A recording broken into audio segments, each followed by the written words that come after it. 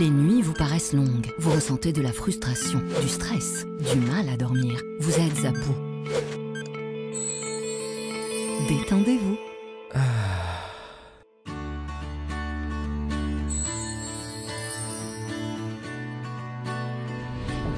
Réduction du temps d'endormissement, diminution des réveils nocturnes, relaxation. Une bonne nuit, ce n'est plus un rêve. Ce produit est un complément alimentaire sans dépendance disponible en pharmacie. N'hésitez pas à demander conseil à votre pharmacien. Mérinal, notre priorité, la qualité.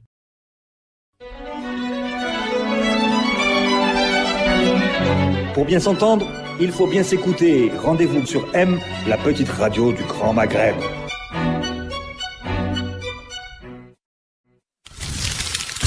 Radio M, le café presse politique.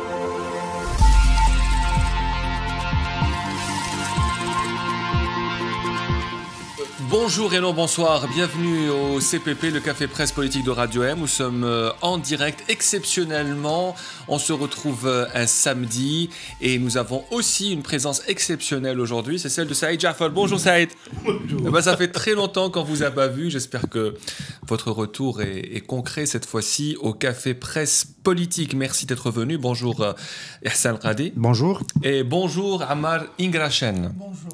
Bonjour à tous ceux qui nous suivent maintenant et qui nous écoutent en direct. On commence toujours par la même question qu'on pose chaque semaine. Qu'est-ce qui vous a marqué cette semaine? On commence avec vous, Ammar Ingrachen. Quelle est l'image marquante de la semaine? C'est le 5e congrès du RCD, le discours de Saïd Saadi et son retrait du RCD. C'est l'image marquante de la semaine.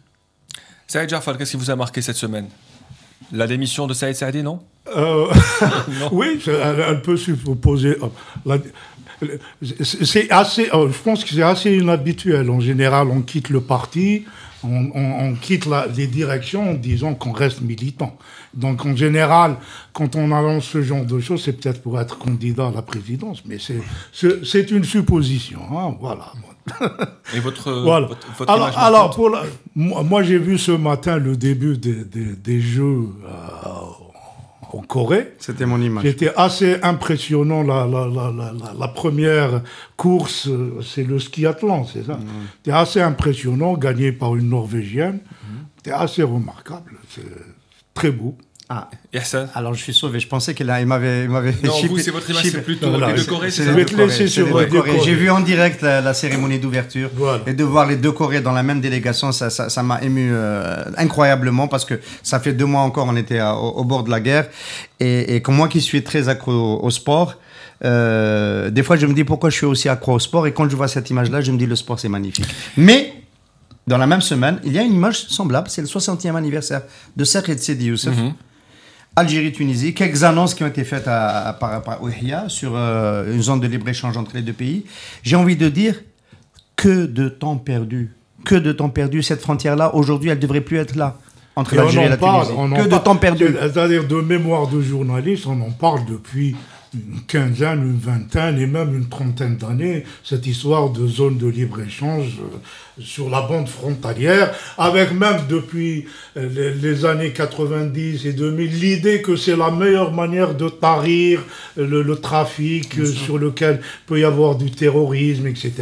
Mais on ne fait rien, hein, voilà, donc c'est rigide. Les 60 ans de Saïd Sidi Youssef avec la présence exceptionnelle, comme vous l'avez dit, du Premier ministre Ahmed Ouyahia, qui était avec son homologue Youssef Chahed, qu'on présente déjà comme peut-être éventuellement le futur président tunisien pour les prochaines présidentielles. Cette image, Youssef Chahed, Ahmed Ouyahia, est-ce qu'on peut l'imaginer comme étant celle des 2 futurs présidents des 2 pays? Non, on se charge pour que ce ne soit pas le cas de côté algérien. Et concernant les 2 Corées, bien sûr, qui ont défilé avec un même drapeau, et le président nord-coréen qui a invité ce matin son homologue sud-coréen à se rendre, le président sud-coréen qui a invité le Nord-Coréen à se rendre à Pyeongchang. Et ils assistent à un match Corée contre la Suisse où l'équipe coréenne est combinée, donc Corée du Sud, Corée du Nord, pour le hockey. On commence la première partie du Café Presse politique avec la politique, un peu d'économie aussi. L'interview de M. Achaïbou, le patron de Kia Algérie sur les ondes de Radio M, a fait beaucoup parler d'elle. Il avait notamment accusé Abdeslam Bouchouareb d'avoir, à travers des intermédiaires, voulu de l'argent pour permettre l'expansion de l'industrie de M. Achaïbou. Est-ce qu'on peut dire aujourd'hui qu'Abdeslam Bouchouareb est lâché par les siens? Est-ce que ça sous-entend qu'il a des problèmes aujourd'hui et que la justice pourrait faire son travail?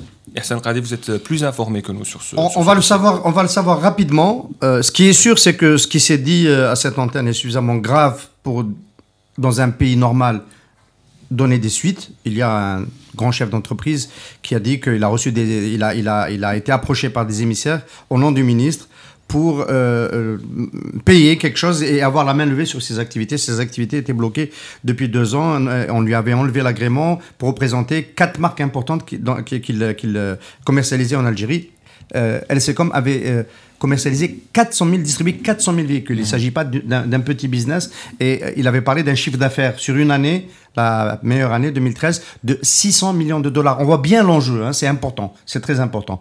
Et donc, le démantèlement de ce groupe par l'interdiction, le ban d'avoir des agréments auxquels il aurait dû avoir normalement droit, a conduit à un business. Nous, on a enquêté, on a d'autres sources, etc. Et la question se posait si, pour sauver son affaire, M. Achaïbou et le groupe LCCom Achaïbou avaient été amenés à devoir payer quelque chose pour pouvoir continuer à activer. Et il avait répondu, j'ai refusé de payer, j'ai été approché, j'ai refusé de payer. Ça s'est pas fait de manière directe. Donc la question c'est, est-ce qu'il y aura des suites ou pas? L'information que moi j'ai depuis la fin de la semaine dernière, c'est qu'il semblerait, de sources sérieuses, qu'il y a une autosaisine de la justice et que cette affaire ne restera pas là. Peut-être que Radio M va être impliqué dans le processus judiciaire parce que c'est sur cette antenne que les choses ont été dites. Je n'en sais rien. Pour le moment, on n'a pas été invité à donner un point de vue. De toute façon, nous sommes qu'un média. Nous ne sommes pas acteurs, mais nous sommes solidaires de ce qui se dit sur cette antenne. Nous l'avons été dans le cas de Général Ben Hadid et nous le sommes dans le cas de Achaïbou. La justice fait son travail, Saïd Jafar?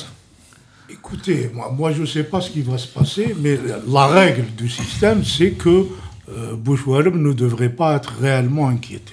C'est la règle consensuelle qui est établie, où on ne connaît pas d'histoire de ministres qui sont poursuivis pour des faits de corruption ou d'abus de pouvoir. La règle générale, c'est que s'il y a un problème, on le met de côté, mais il n'y a pas instruction judiciaire ou un procès qui pourrait un peu conduire Chakib Khalil a été poursuivi le temps... Pas en Algérie, oui.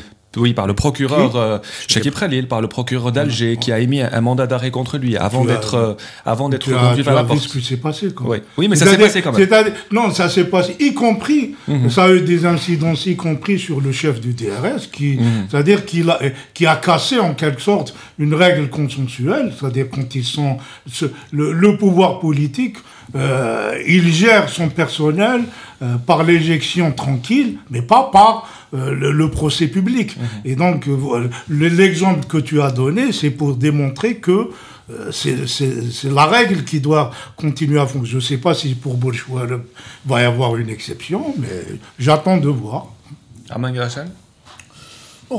Bouchouareb a déjà été lâché par le RND, il ne fait plus partie de la direction de ce parti, mais est-ce qu'il va être convoqué par la justice? Je ne le pense pas. Effectivement, Saïd Jafar a raison. La règle dans le système, c'est que les pontes de ce système ne soient jamais poursuivies. Le cas Chakib Khalil en est la parfaite illustration. Mais moi, ce qui m'inquiète dans cette histoire, c'est que ces accusations, si dans le cas où ces accusations ne sont pas fondées, c'est celui qui leur auteur qui doit être poursuivi. Dans le cas où elles sont fondées, il faut qu'il y ait une suite. Mais j'ai constaté que chez nous, les accusations se font à tort et à travers, et c'est inquiétant à long terme, parce que ça banalise le discours sur la morale publique, sur des questions de fond, des questions aussi aussi sérieuse. Et aujourd'hui, c'est tout le monde qui accuse tout le monde. On prend tous les hommes d'affaires pour des voleurs et on prend tous les hommes politiques pour des voleurs. Et ça empêche l'Algérien d'avoir une vision apaisée de son pays, de l'avenir de son pays. Et c'est pas normal du tout. Je pense qu'il faut absolument tordre le cou à ce discours sur la corruption qui bat son plein, parce que ça n'arrange pas je sais pas si c'est à ça qu'il faut tordre le cou. Je continue parce que on a tendance aussi à dire que la corruption c'est le plus grand mal du pays, alors que ce n'est pas du tout le cas. Dans tous les pays, la corruption existe. La corruption n'a jamais empêché un pays de se développer. Il faut laisser restituer à la justice son rôle. Dans le cas où la justice ne fait pas son travail, il faut s'en tenir à ça et attendre. Mais formuler des accusations à tort et à travers, je pense que ça ne rend service à personne. En fait, tu peux défendre la présomption d'innocence de pas partie, mais on ne peut pas présumer le système innocent. C'est un fonctionnement, c'est un mode de fonctionnement, que ce soit... tu sais, le discours aujourd'hui, on dit, si vous dites que les hommes d'affaires sont corrompus, etc., c'est du populisme. Non.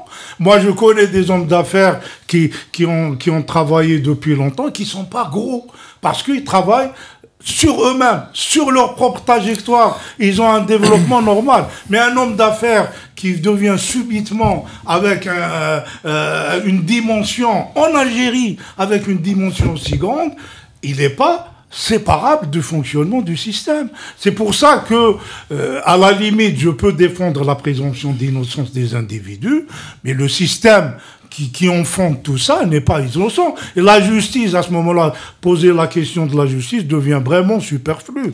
C'est un système. Il y a 20 ans, la suspicion populaire vis-à-vis de tout celui qui réussit en affaires était un frein à l'émergence d'un capitalisme national performant. Il y a 20 ans. On peut être d'accord. On sortait d'un humus, on était tous semblables, et puis il y a eu des différenciations, et cette suspicion-là était une vraie gêne. Aujourd'hui, moi je pose la question. Qu'est-ce qui gêne le plus le capitalisme algérien pour devenir conquérant, aller prendre des parts de marché à l'international, se défendre sur son marché, être innovant, avoir du sens socialement, jouer un rôle politiquement? La bourgeoisie algérienne se cache complètement derrière la bureaucratie de l'État, elle ne joue aucun rôle encore de manière autonome. Qu'est-ce qui l'empêche? Est-ce que c'est cette suspicion populaire vis-à-vis de ceux qui réussissent, ou est-ce que c'est l'impunité de ceux qui sont corrompus? Qu'est-ce qui gêne le plus? Aujourd'hui, de mon point de vue, ce qui empêche l'émergence, la modernisation du capitalisme algérien, c'est le fait que l'impunité perdure. Du côté des politiques qui se sucrent, du côté des hommes d'affaires qui payent les politiques pour avoir des droits. C'est ça le vrai problème aujourd'hui. Et en 2 mots, on est dans le syndrome, dans ce syndrome, de mon point de vue, depuis que devant la juge Brahimi à Blida en janvier 2007, Monsieur Sidi Saïd, il y avait d'autres, mais moi je l'incarne dans chez Sidi Saïd. Le procès Khalifa, Sidi Saïd dit: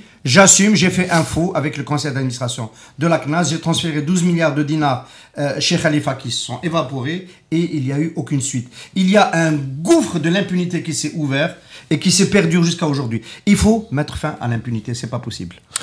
Je suis d'accord, mettre fin à l'impunité, mais transformer la société algérienne en armée de justiciers, là, il n'en est pas question. On en est très loin. C'est pas ça le problème. On en est très loin. Et puis la corruption, c'est pas une notion économique, c'est une notion absolument juridique qui n'a aucun fondement en économie. Il faut laisser le travail à la justice. Maintenant, notre justice ne fait pas son travail, je suis tout à fait d'accord. Mais de là à accuser à tort et à travers les uns et les autres, moi je suis pas d'accord du tout. Il faut pousser la justice à faire son travail et ne pas se substituer à la justice. La presse, ces derniers temps, s'est transformée en tribunal. C'est pas normal, ce n'est plus un pays. C'est ça ce qui m'inquiète. Quand on parle... faut pousser la justice à faire son travail. Hassan Qadi, vous dites que Bouchoueb a été lâché par les siens. Vous parlez de capitalisme. Qui dit capitalisme dit Ali Haddad. Est-ce qu'on peut dire qu'Ali Haddad fait partie de ceux qui ont lâché aussi Écoutez, je vais vous dire, en tant que journaliste qui a un peu travaillé sur cette question-là, il y avait Abel Chef sur ce plateau qui me reprochait de trop insister sur Bouchoueb. Il y a même un Ils clash. vous proposez de faire de l'acharnement. Voilà. En fait, pour moi, c'était l'incarnation du fonctionnement des années Bouteflika. C'est-à-dire la privatisation du pouvoir politique à des fins de business. Ça a une incidence sur la croissance économique. Quand on bloque des agréments, quand on bloque de l'investissement, il y a le cas Arbalab, mais il y en a plein d'autres. Il y en a dans tous les domaines. Chez nous, il y en a. La bande FM, elle n'est pas ouverte. Radio M devrait avoir une autre dimension et employer 50 techniciens plutôt que 5. Voilà, tout simplement. Il y en a dans tous les domaines. L'Ouatan a un siège social, il est bloqué pour des raisons politiques, et il devrait y avoir un business qui devrait se développer là-dedans. Et si on multiplie dans tous les domaines, dans toutes les niches, ce comportement qui monopolise le pouvoir administratif et politique pour le monnayer et créer une rente dessus, c'est quelque chose qui crée du chômage, qui crée de la pauvreté, qui retarde le développement de l'Algérie. Ce n'est pas que moral, ce n'est pas qu'une catégorie morale. Voilà. Donc pour moi, Bouchoueb a trahi, y compris, de mon point de vue, y compris ses amis. Tu posais la question pour Ali Haddad. Bon, moi j'ai des échos qui disent que Ali Haddad s'est rendu compte à un moment donné que Bouchoueb utilisait sa proximité avec les gens du FCE, etc. et qu'il était allé trop loin. Et de ce que je sais, Saïd Bouteflika lui-même se serait plaint que Bouchoueb ait outrepassé toutes les limites. On est un peu dans un modèle Chakib Khalil où les gens à l'international pensaient que Chakib Khalil travaillait pour une caisse noire de la présidence. Et puis peut-être in fine, il a surtout travaillé pour lui-même. Voilà. Et c'est pour ça que. Alors que les hommes étaient très proches. Ceci dit, moi, pour nuancer, je ne veux pas absoudre les patrons de cette histoire. Ils sont les produits de. S'il y a aujourd'hui une crise latente entre ceux qui incarnent le pouvoir bureaucratique, parce que c'est purement bureaucratique. À la limite, moi, je ne considère pas Bouchoueb comme un homme politique, j'ai du mal à l'en voir, mais c'est un personnage qui est un bureaucrate qui a du pouvoir. C'est ça l'Algérie, le système algérien, c'est des couloirs, des corridors, et à chaque fois, tu as un bureaucrate qui garde la porte et qui se monnaie. La corruption, c'est là. Et ils font profiter leurs amis qui deviennent des richards. C'est pour ça que critiquer uniquement la bureaucratie d'État et dire que les privés sont des braves gens que le système empêche, c'est un peu gênant. Il faut mettre des choses à plat pour dire que c'est tout le monde. Il y a un enjeu entre les deux. Moi, l'élément fondamental dans ma vision, c'est qu'il ne faut jamais poser le problème moralement. Il faut le poser politiquement, économiquement. Maintenant, que ce soit bon ou mauvais, c'est pas du tout mon problème. Sinon, on est toujours dans le paradigme islamiste qui voit le monde dans une logique manichéenne, bon, mauvais. Luthérien aussi, attention. Le protestantisme qui a construit le capitalisme. Tu te trompes, ce n'est pas moral. Si tu as une loi qui te dit les marchés sont attribués de telle manière et que ce n'est pas respecté, ce n'est pas moral. On est dans la légalité républicaine. Un État qui ne défend pas les lois qu'il a mis en œuvre, le critiquer n'est pas faire preuve de moralisme, c'est de le rappeler à ses devoirs élémentaires. Faut pas mélanger le moralisme. Le moralisme, c'est quand tu bois un verre de vin et vient de dire que tu ne dois pas le faire. Ça, je fais de la morale. Mais dire que le marché, les règles de fonctionnement du marché, l'octroi des contrats doit se faire selon les règles de la transparence, etc., ce n'est pas amoral. C'est élémentaire. C'est ce qui fonde l'existence d'un État, après tout. Sinon, ça devient que du copinage, etc. C'est pas du moralisme. Moi, de tout ce qui critique la situation actuelle, je n'ai pas entendu un seul poser le problème concrètement en donnant des cas précis avec des exemples précis. Très souvent, on présente un discours. Pendant un PPE, c'est de l'évasion fiscale. L'État algérien n'a pas poursuivi. Il poursuit les petites entités pour des redressements, et on a Monsieur Sellal, on a, tiens, Monsieur Bouchouareb qui est cité dedans, on a toute la cour de Khalil à Oran qui est toute affichée dans la Panama Papers, et l'État ne s'autosaisit pas pour savoir d'où vient cet argent. Est-ce que c'est pas une évasion fiscale? On est en train de saboter les bases du vivre ensemble et les bases du consensus républicain. Est-ce que tout cela, comme vous venez de citer notamment, est-ce que ça peut ternir la fin de ce 4e mandat, cette affaire Bouchouareb et toutes ces affaires-là? D'ailleurs, on en a parlé il n'y a pas très longtemps dans un CPP où on avait dit que le président Bouteflika a fait le ménage autour de lui pour préparer éventuellement un 5e mandat. Est-ce que ça ternit un peu l'image de ce Nous sommes sur une trajectoire qui a commencé par l'autoroute. Ça, c'est une affaire de plus ou de moins. C'est pour ça que je te dis, moi, je pense que ça n'ira pas bien loin, l'histoire d'un procès public. Mais est-ce qu'on se rend compte à un certain moment qu'ils veulent faire le ménage quand même? Mais à mon avis, non. C'est-à-dire, on est dans c'est un fonctionnement. C'est-à-dire, ceux qui sont au pouvoir favorisent leurs amis dans les affaires, hein. C'est-à-dire, on donne des marchés à des amis, ils sont pas donnés sur la base de règles. On les donne parce qu'on a de l'entre-gens dans le pouvoir. Ce n'est pas que sous Bouteflika, ça a existé avant, mais ça s'est amplifié avec Bouteflika parce qu'il y a eu beaucoup plus d'argent sous Bouteflika disponible entre les mains de l'État. Est-ce que le fait d'avoir écarté Abdeslam Bouchouareb du gouvernement n'est pas une manière de vouloir faire le ménage aussi et de reconnaître quelques erreurs? Il y a des moments où ça dysfonctionne. Voilà. Ça devient tellement important. Il y a des feuilles mortes qu'on aime bien élimer, quoi. Vous avez parlé de la croissance et vous avez cité l'exemple de Issaad Rabrab, qui n'est pas du tout en odeur de sainteté, notamment avec Abdeslam Bouchouareb. Est-ce que ça peut profiter à Issaad Rabrab, ce qui se passe actuellement? Est-ce que ces relations se sont améliorées avec le pouvoir depuis notamment le départ de Bouchouareb, depuis les problèmes que rencontre l'ancien ministre de l'Industrie? Moi, je pense que tout acteur économique autonome déplaît nécessairement à notre pouvoir parce que l'émergence et la multiplication d'acteurs économiques autonomes signifie nécessairement la fin de ce pouvoir, la fin du monopole sur la vie économique, politique et publique. Donc, Issaad Rabrab continuera à avoir des problèmes avec le pouvoir actuel tant que celui-ci ne désire pas, ne veut pas faire de pas vers une certaine ouverture. Donc le cas Rabrab reste posé. Ihsan, Annus Horribilis 2017, est-ce que ça sera le cas en 2018 ou est-ce que ça va s'améliorer d'après vous? Sous Bouteflika, ça ne changera pas, c'est une évidence, pour les raisons qu'a cité Ammar.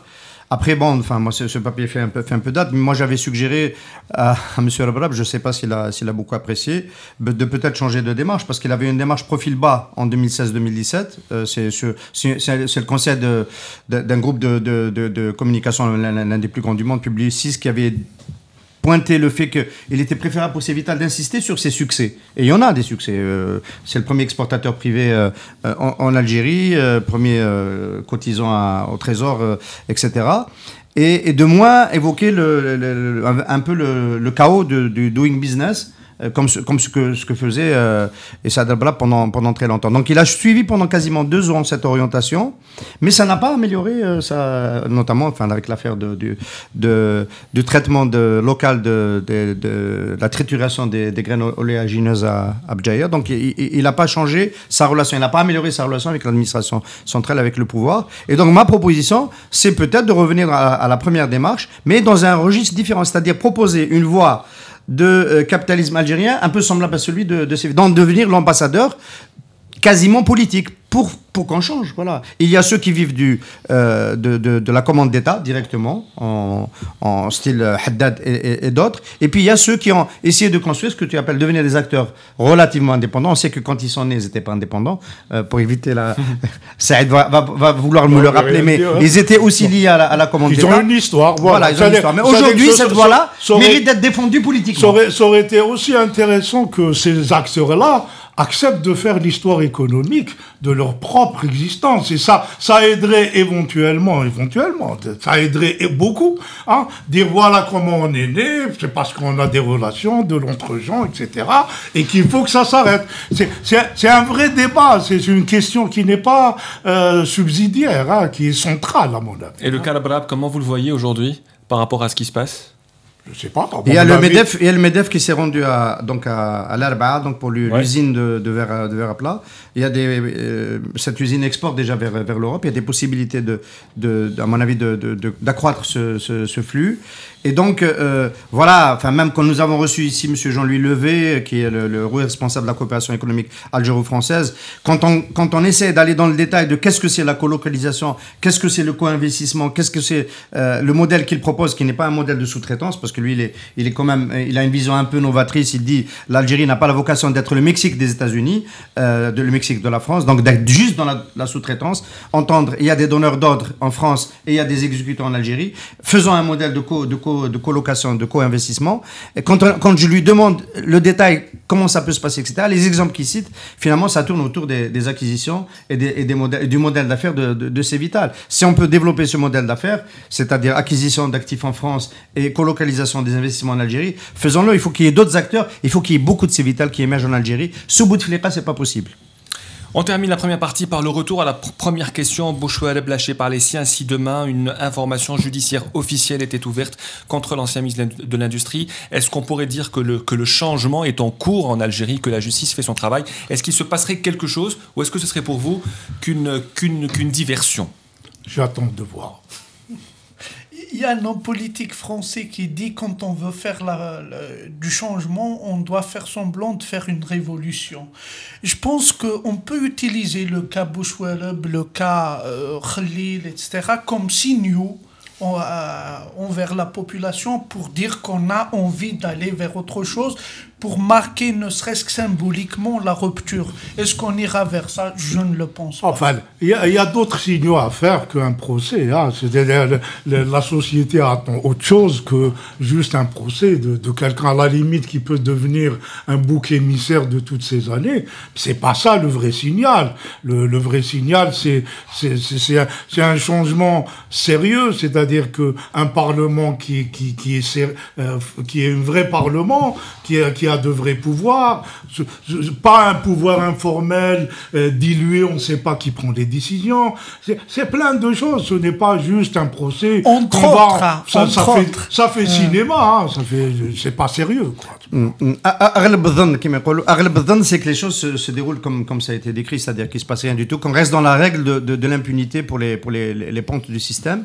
Mais comme on est dans un monde de plus en plus interconnecté, il se peut que les choses... Il ne faut jamais oublier que Khalil a été poursuivi ici parce que l'affaire a beaucoup avancé à l'international et qu'ils étaient obligés de faire quelque chose. Il ne faut jamais l'oublier. Et il s'est passé quelque chose à Milan, la semaine dernière. Il y a eu une série d'arrestations de gens liés à l'affaire Khalil, à l'affaire Saipem. Y compris dans la justice. Y compris dans la justice. Et donc, il y a un rebondissement en cours qui peut faire qu'à nouveau, Chekib Khalil se redevienne ce qu'il a toujours été, de mon point de vue, un gibier de parquet, qui devrait aller en prison, et que donc, à Alger, on soit obligé de retraiter cette affaire différemment, et peut-être d'anticiper, dans le cas de Bouchouareb, de faire un exemple. Mais évidemment, ce n'est pas ça qui change la donne politique globale qui nous intéresse. Restez avec nous, le CPP revient dans un tout petit moment.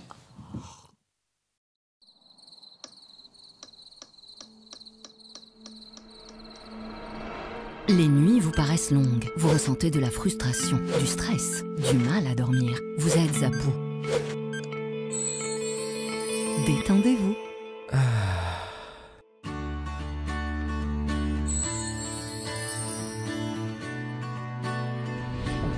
Réduction du temps d'endormissement, diminution des réveils nocturnes, relaxation. Une bonne nuit, ce n'est plus un rêve. Ce produit est un complément alimentaire sans dépendance disponible en pharmacie. N'hésitez pas à demander conseil à votre pharmacien. Mérinal, notre priorité, la qualité.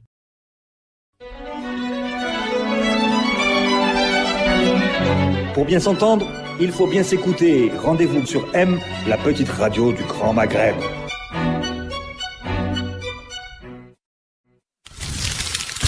Radio M, le café presse politique.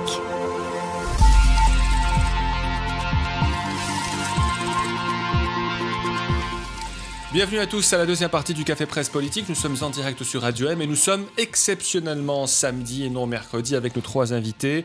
Ammar Ingrachen, Ehsan Qadi, Saïd Jafar qui signe donc son vrai retour au Café Presse Politique. Vous allez le revoir très très souvent, sauf quand il est en voyage en Andalousie. Là... au FC Barcelone. Voilà. Exactement, merci d'être venu. Alors, retour au CPP, et là on va parler... Moi je pense que c'est de l'économie, ça indique que c'est de la politique. Disons que c'est un peu un peu des deux. Il y a eu une grande information que nous avons donnée, c'était celle de la privatisation un peu masquée du parc zoologique de Ben Aknoun, qui est un patrimoine national, ce parc zoologique. Eh bien, il passe sous la coupe du SIH qui appartient à Hamid Melzi. C'est une privatisation... Dont il est le directeur. Hein, voilà, c'est une privatisation... Actionnaire, Hamid actionnaire du Sheraton. Donc ça passe sous sa coupe. C'est une privatisation qui est masquée. Il y a aussi d'autres séries de privatisations. Alors comment ça se passe dans un pays où on ne veut pas privatiser, où le président de la République n'aime pas trop ce mot? Vous avez vu que le partenariat public-privé a été suspendu par le président après avoir été signé notamment par le patronat, le Premier ministère et la centrale syndicale. Qui a le droit de privatiser aujourd'hui? Est-ce qu'il y a des gens qui ont le droit et d'autres qui n'ont pas le droit de le faire? On peut rajouter le cas de Sonatrach. Enfin, entre-temps, oui. Il y a eu l'annonce du vice-président. L'annonce du vice-président qui a laissé entendre qu'il y avait des cessions d'actifs. Ça a été corrigé, on en parle dans un moment. En fait, la question qui se pose... moi, j'ai été très choqué par la réaction de la présidence de la République. On a besoin de... C'est mon point de vue. Hein, le périmètre des actifs publics en Algérie est trop large. Ça gêne l'économie. Encore une fois, je prends toujours l'exemple du secteur où je me trouve. Hein. Par exemple, dans la presse, dans la presse où nous sommes aujourd'hui, il y a encore des journaux papier qui consomment de la ressource, qui ne se vendent pas. Il y a un service public qui est très très large, le NTV et les radios, et un monopole de la radio sur la bande FM, etc. C'est un problème pour l'économie parce qu'on sait qu'il n'y a pas de la valeur qui se crée ici, c'est un canal de la propagande. Et donc, il faut changer, créer de la concurrence, réduire le périmètre public, etc. C'est vrai quasiment pour l'ensemble des secteurs de l'économie. C'est encore une fois une question de dynamisme économique et de croissance et de création d'emplois et de bien-être.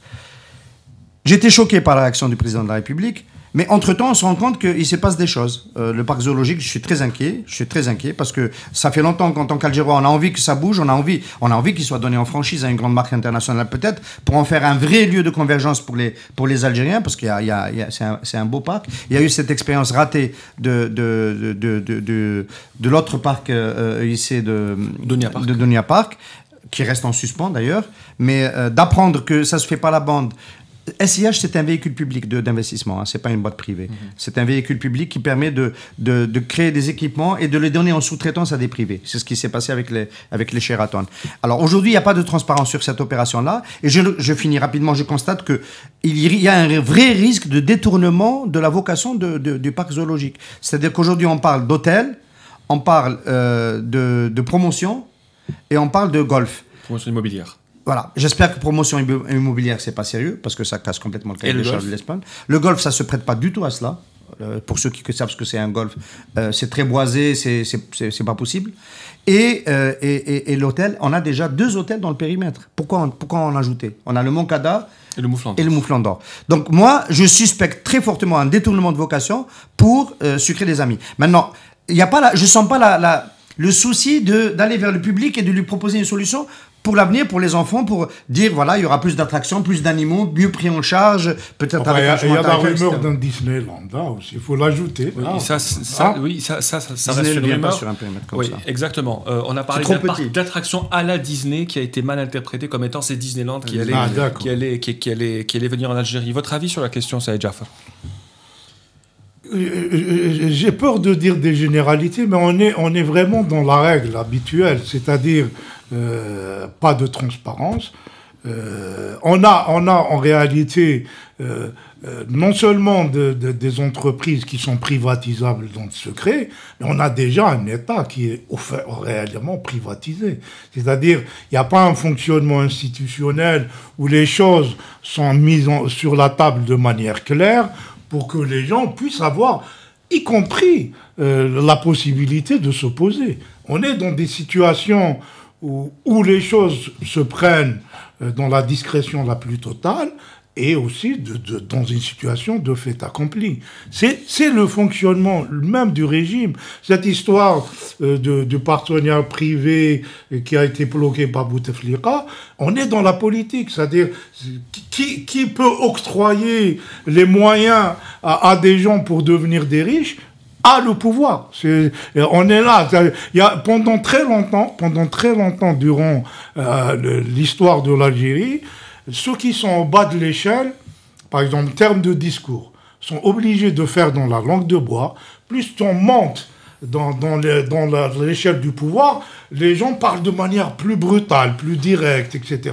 C'est exactement la même chose aussi en matière de décision économique. Ceux qui sont au bas de l'échelle monnaient des petits trucs, hein, mais ceux qui sont en haut peuvent prendre des décisions lourdes sans que personne ne peut le contester. On est dans un système dangereux. C'est aussi bien pour l'économie que pour plein de choses. Voilà. Armand Ingrachen, l'affaire du parc zoologique. Bon, sur l'affaire du parc, j'ai pas beaucoup d'informations, mais c'est ça le problème, c'est qu'on n'a pas d'informations. C'est exactement le problème. On a organisé une sorte de blackout autour de la question, donc il y a très peu d'informations qui ont circulé. Je ne sais pas trop, mais qui a le droit de privatiser? Ben, si c'est le cas, je trouve que c'est condamnable parce que la loi doit être... C'est pour tout le monde, c'est pas pour Melzi et les copains de Saïd Bouteflika. Moi, j'ai toujours été contre le secteur économique public. Il ne faut pas qu'il existe. L'État n'a pas vocation à fabriquer des chaussettes, des pneus ou je ne sais quoi. L'État, c'est pour protéger les citoyens et leurs propriétés. C'est tout. C'est pas pour investir. Il y a une loi dans le cadre de la loi de finances 2016 qui autorise la cession de 66% des actifs des entreprises publiques. Maintenant, dans le cadre de l'accord avec FCE, JTA, gouvernement, Bouteflika a décidé de geler ça. Je trouve que c'est ridicule, là. C'est vraiment ridicule. En fait, il y a un débat. À chaque fois, on voudrait présenter la privatisation comme un pur geste économique. Ce n'est pas vrai. Ce n'est pas vrai. On a aujourd'hui, qu'on le veuille ou non, un tissu industriel public qui est mal géré, il y a des pléthores d'employés, etc. Peu importe. Mais le privé, jusqu'à présent, jusqu'à preuve du contraire, n'est pas réellement intéressé pour faire remarcher cette machine, mais il est intéressé par le patrimoine qu'il y a derrière, etc., pour faire autre chose. Est-ce que c'est justifié, etc. C'est un autre débat. Mais ce qui pose le plus de problèmes, c'est le manque de transparence. C'est qu'on ne sait pas qui fait quoi, comment on évalue un tel patrimoine, à quel prix on le vend. C'est ce genre. À la limite, on peut faire semblant de dire que la privatisation est devenue une sorte de loi coranique de l'économie libérale, mais ça n'enlève rien au problème sur le fond qui est de l'ordre du politique. Pourquoi y a-t-il... Le problème avec la privatisation, c'est qu'on n'a pas dit quelles sont les entreprises à privatiser. Peut-être que ce n'est pas... Toi, tu dis, il faut tous les... Non, moi, je parle du cas actuel, mais moi, je suis pour la privatisation de toutes les entreprises, à condition que cela se fasse dans la transparence. Il faut qu'il y ait des cahiers de charges et que tous les Algériens aient la possibilité de les avoir. Le problème, c'est que maintenant, on ne sait pas quelles sont les entreprises à privatiser et ça se fait dans le flou total. Mais pour le principe, je suis d'accord. Yassine, pourquoi est-ce que le mot privatisation a toujours fait peur en Algérie, depuis des années et des années ? Il y a un moment où c'était plus ou moins accepté. Il y a eu cette vague de privatisation au début des années 2000. Je veux quand même signaler que les privatisations ne sont pas toujours synonymes d'enrichissement pour celui qui acquiert un actif public. Un actif public, ça peut être un risque. Ça peut être un risque qui se retourne contre lui. Enfin, nous, on a couvert une conférence de presse de celui qui a acquis l'hôtel L'Hedab à Stef. Et bon, c'est bon, l'ancien propriétaire public de ces hôtels-là, le GTS Est, n'a jamais accepté que cet hôtel passe au privé, et donc a lancé une guerre de guérilla juridique pour que la transaction n'aille pas à son terme. Et donc voilà, il s'est retrouvé entre propriétaires, mais jamais consolidé dans sa propriété. Et il y a beaucoup de cas de ce type-là. Maintenant, il y a aussi des cas de succès, où l'entreprise publique était vraiment en difficulté, et le repreneur privé a permis de relancer l'activité. Il n'y en a pas beaucoup, mais ça existe, il faut aussi en parler. Des cas où on s'est vraiment enrichi en faisant l'acquisition d'actifs publics, il faudrait voir, ça doit exister, et des avantages pour des copains, ça doit aussi exister. Pourquoi ça fait peur autant la privatisation? Aujourd'hui, à mon avis, c'est exagéré. À mon avis, c'est exagéré parce que le secteur privé a quand même beaucoup grandi depuis. Mais ce qui est surtout gênant, c'est il y a une sorte de recul en arrière, de recul forcément en arrière. Quand le patron de Sonatrach n'arrive même pas à assumer lui-même une ouverture pour céder des parts dans des exploitations en association avec des partenaires étrangers qui laissent son vice-président en parler, M. Ould Qaddour était habituellement plus audacieux et endosser lui-même ce type d'annonce. Bon, ça s'est fait par la bande chez notre consoeur Souhil El Hachmi à la chaîne 3. Il a fallu rattraper. Oui, c'est une consoeur, elle est journaliste, oui. Rattraper le coup après. Bon, il ne s'agissait pas de filiale de Sonatrach à privatiser. Je signale au passage que j'ai reçu il a dit en off, donc je ne peux pas citer son nom, un responsable du secteur de l'énergie qui a dit que les actifs de Sonatrach, en dehors de Sonatrach elle-même, les filiales n'intéressent aucun investisseur. Et que donc, l'ancienne privatisation de cela, Naftal, avec les tarifs du carburant, tels qu'ils sont aujourd'hui, n'intéresse aucun investisseur. Donc voilà, donc c'est pas ça l'enjeu. L'enjeu, c'est l'amont, c'est les gisements, et c'est est-ce que Sonatrach peut continuer à investir pour développer la part qui lui revient ou pas? En fait, Sonatrach ne fait pas suffisamment de forage par an pour pouvoir exploiter ce qui lui revient. Et donc propose plutôt de transférer cette partie, donc de la vendre à son partenaire qui lui a les moyens de développer. Et c'est l'État in fine qui en profitera, puisque la fiscalité en bout de parcours c'est la même. L'État va prélever le même impôt fiscal, que ce soit Sonatrach qui exploite ou que ce soit le partenaire étranger. Donc ce qui est gênant dans cette gêne vis-à-vis de la privatisation, pour répondre à ta question Khaled, c'est qu'aujourd'hui quand c'est nécessaire, quand c'est utile, quand on en a vraiment besoin, on ne peut pas, parce qu'il y a eu ce climat qui a été créé autour. C'est les potes qui vont s'enrichir et ça ne peut pas profiter à l'économie, ce qui n'est malheureusement pas toujours vrai, c'est même souvent pas le cas. Et vous avez cité Ould Qaddour, le PDG de Sonatrach, qui a un master du MIT et non un PhD doctorat comme mentionné sur son. Non, je tiens parce que tout à l'heure on a évoqué ce sujet sur les affaires qui sont à tort et à travers. C'est Ammar qui disait à tort et à travers. C'est pas toujours à tort et à travers. Le Huffington Post Algérie a publié à 4 jours une enquête documentée par un journaliste sérieux d'investigation, Elias Hallas pour ne pas le citer, qui a appelé MIT, qui a vérifié. C'est écrit sur le site de Sonatrach que M.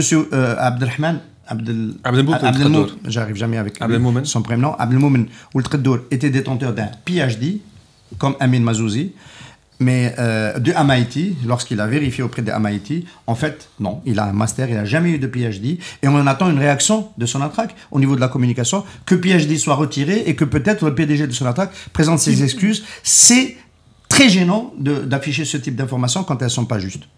En fait, en matière d'économie, il y a depuis l'arrivée de Bouteflika une amplification des rigidités du système. Parce que avant Bouteflika, on avait un chef de gouvernement qui, en général, à la règle, c'était les chefs du gouvernement avaient la charge de l'économie.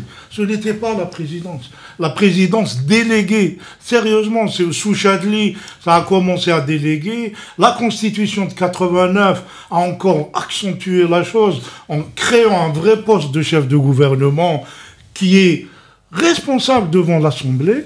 Et à Bouteflika, en venant, il a effacé tout ça pour centraliser tout. Et à ce moment-là, les rigidités qui existaient, c'est-à-dire qui empêchent aussi le secteur public d'être performant, il faut aussi le dire. Ce n'est pas nécessairement, le secteur public n'est pas nécessairement obligé d'être défaillant. Il peut être performant. C'est des entreprises qui peuvent aller sur le marché, gagner des parts de marché, etc. Ça peut fonctionner. Quand on n'a pas d'idéologie derrière, que ce soit le privé ou le public, du moment que ça fonctionne comme une entreprise, ça gagne de l'argent.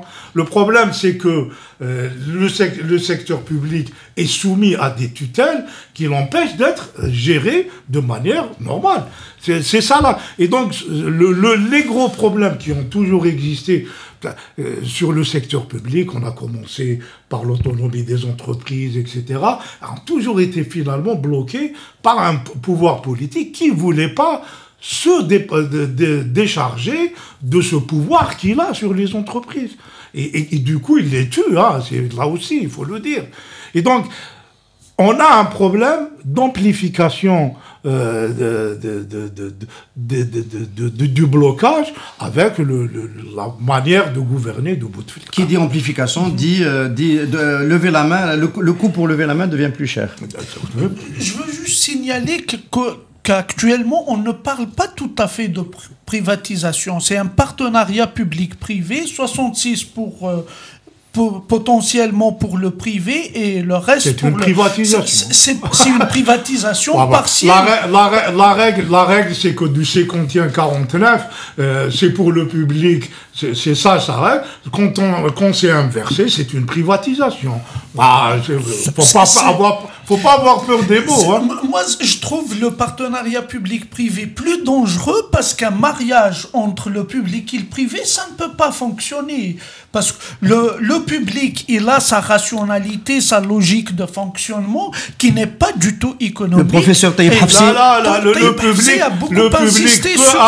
Le public peut avoir une entreprise publique, peut être gérée exactement comme une entreprise privée, pourvu que la tutelle ne se mêle pas, il faut qu'il y ait peu de tutelle d'ailleurs, qu'elle fonctionne selon les règles. Il y a un conseil d'administration qui fixe des objectifs, ils vont sur le marché. Il n'y a rien qui l'empêche, sauf l'idéologie. Si on est idéologiquement, on a décidé qu'on ne peut pas avoir d'entreprise publique, il n'y aura pas d'entreprise publique.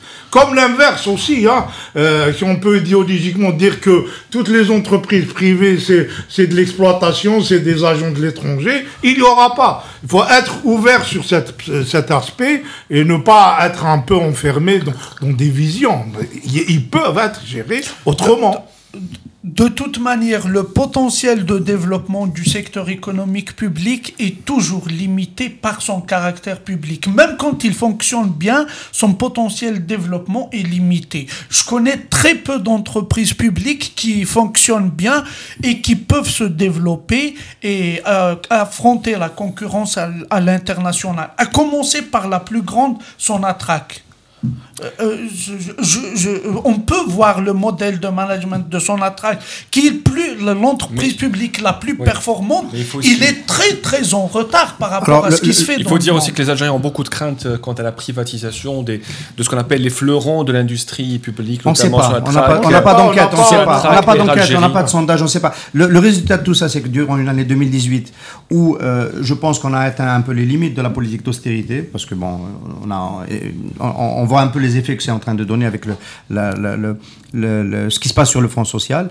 Il y a besoin d'engager d'autres réformes, rendre plus efficace, diversifier l'offre de biens et de services en Algérie. Ça passe par toute une série de mesures. Une des mesures, c'est aussi les privatisations. C'est aussi une mesure d'allègement on ne le dit pas suffisamment, d'allègement de déficit public, parce qu'on refinance à chaque fois les déficits des entreprises publiques. Si on les privatise, d'abord on fait rentrer de l'argent, et on n'aura pas à dépenser l'année suivante pour soutenir le déficit structurel de ces entreprises-là. Donc, une année où on doit commencer à le faire, sous les conditions qu'on a évoquées, de transparence et de légalité, ça ne se fera pas. Voilà, c'est ça le résultat, ça ne se fera pas. Et c'est un fardeau de plus qui va être porté par l'économie et qui va avoir une incidence politique parce que ça va contribuer à se rendre la situation encore plus tendue. Voilà. Merci à tous. Le rappel de la présidence sur que c'est Bouteflika qui décide des privatisations clôt la discussion. C'est-à-dire, on est en plein dans le goulot d'étranglement où c'est des attributions régaliennes, c'est nous qui décidons. Sauf pour l'hôtel du parc zoologique. Merci à tous d'avoir participé à ce Café Presse politique exceptionnel. Donc ce samedi, on vous dit donc rendez-vous pour un prochain numéro du Café Presse politique. Restez branchés sur Radio M et à très bientôt.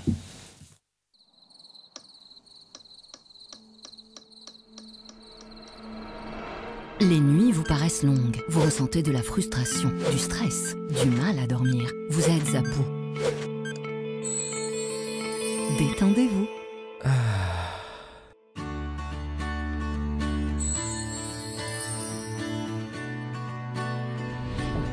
Réduction du temps d'endormissement, diminution des réveils nocturnes, relaxation. Une bonne nuit, ce n'est plus un rêve. Ce produit est un complément alimentaire sans dépendance disponible en pharmacie. N'hésitez pas à demander conseil à votre pharmacien. Mérinal, notre priorité, la qualité.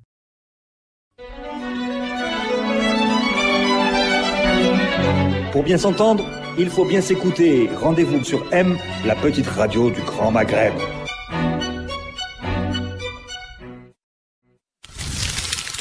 Radio M, le café presse politique.